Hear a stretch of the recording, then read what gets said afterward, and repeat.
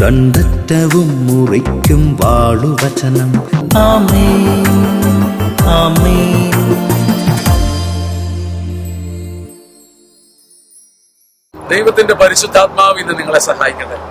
ഉൽപ്പത്തിയുടെ പുസ്തകം 1-ാം അധ്യായം 2-ാം വാക്യം പറയുന്നു, ഭൂമി ആദിയിൽ രൂപരഹിതവും ശൂന്യവുമായിരുന്നു, ആഴിക്ക് മുകളിൽ അന്ധകാരം വ്യാപിച്ചിരുന്നു. ആഴിക്ക് മുകളിൽ അന്ധകാരം വ്യാപിച്ചിരുന്നു.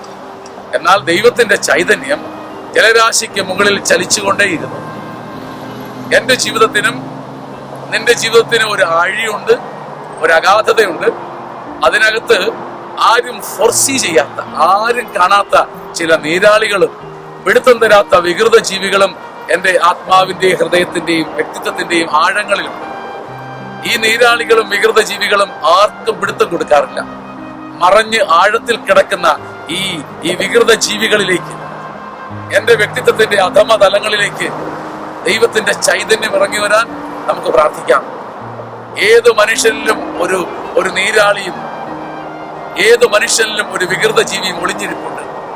ആഴിയുടെ അഗാധതയിൽ ഒളിഞ്ഞിരിക്കുന്ന, അന്ധകാരത്തിന്റെ അടിയിൽ കിടക്കുന്ന ഈ നീരാളിയിലേക്ക് ദൈവത്തിന്റെ പരിശുദ്ധാത്മാവ് തന്റെ പ്രകാശം അയക്കാൻ നമുക്ക് പ്രാർത്ഥിക്കാം.